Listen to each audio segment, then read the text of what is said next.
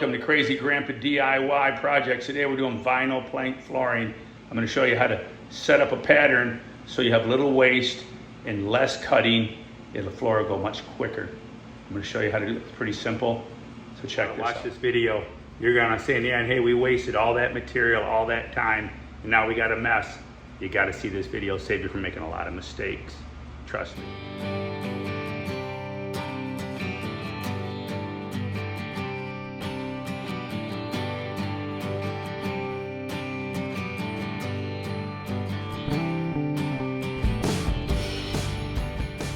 Taking the time on your first 3 rows and establishing where everything breaks, and keeping in mind you don't want to end up with no sliver butts. You don't want no little 2-inch or 3-inch little plugs down here. You want it to come out 8 inches or more. So this is correct here along our door. No little pieces that are going to pop out when people come in and out of the house. You don't want that. So take the time to figure out your first 3 rows, making sure you don't end up with slivers on each end. Going the other direction, I'm not too worried about it. When we hit this fireplace, around this fireplace, we may end up with a small sliver in this 5-foot run. I can live with that. I'll deal with it when the time comes. But if you really want to be picky, you could figure out your pattern, measuring from that end of the room all the way down here and figuring exactly where your line will break. That is the proper way to do that. You don't just stop throwing floor. And remember, my friend didn't know this, you always work flooring from the left to the right. Read the instructions so you won't need my instruction.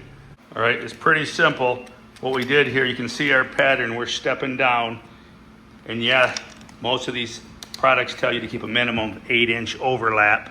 We're running at just about 7 7/8. Close enough for a cigar.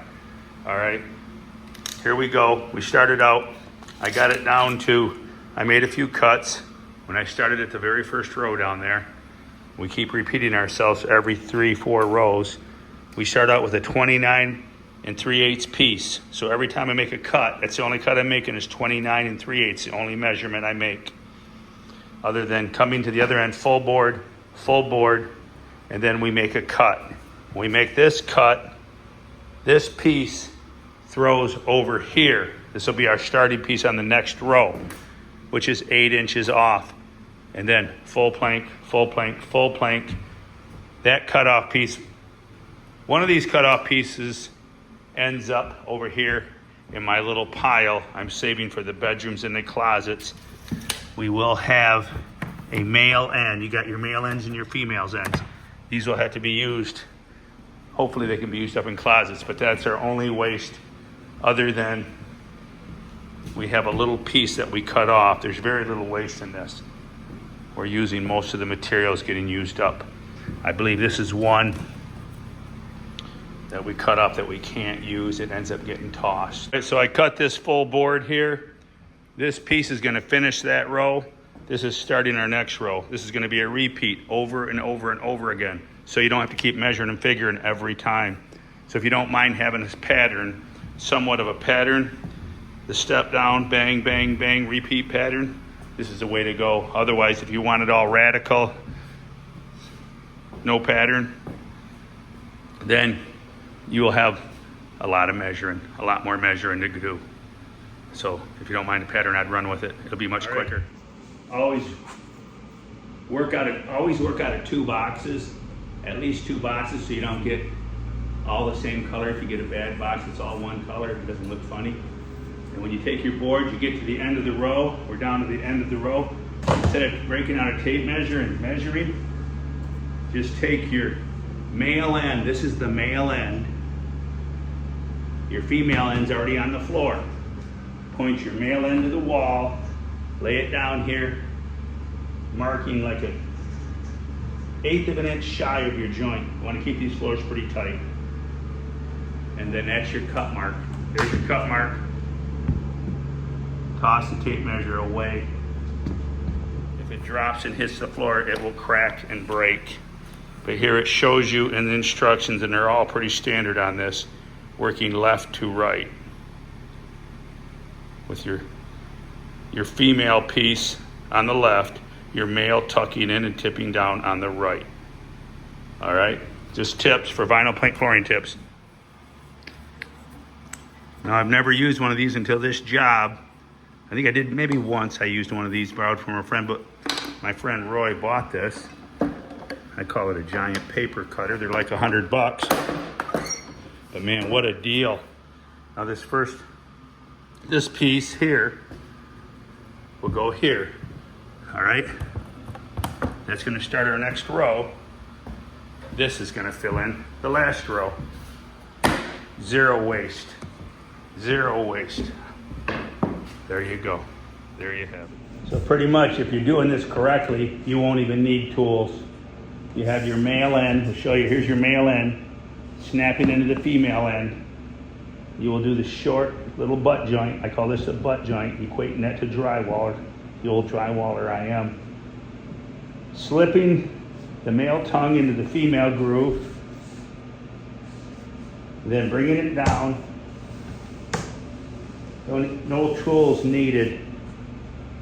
Tip her up, both rows. The first piece and the starting piece is going to tip, making sure this is down. She will gently manipulate her. She just snapped in. Bingo.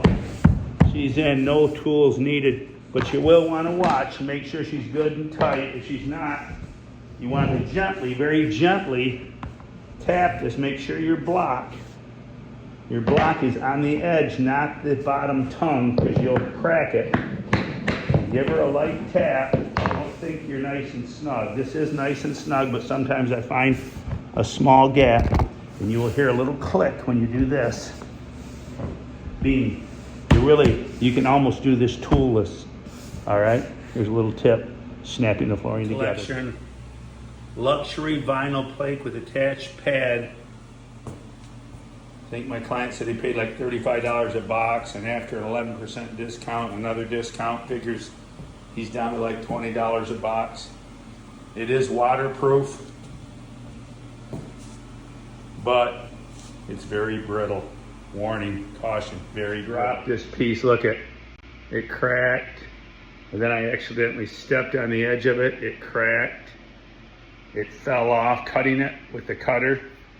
With the oscillating blade. And we have the giant paper cutter. This cutter works real nice. Highly recommend it. The Manistol cutter. But the piece fell, hit the ground, and shattered. It's like peanut brittle. I wouldn't recommend buying this flooring. You get what you pay for. You got to step up. You got to buy the $50 to $60 a box stuff, waterproof, if you want a good quality job. Just my recommendation. Leave your feedback below. What are the best brands out there? Now, the best brand is probably the best value, but some people think the best price is the best value, and that's where they go astray. Low price does not equal good value.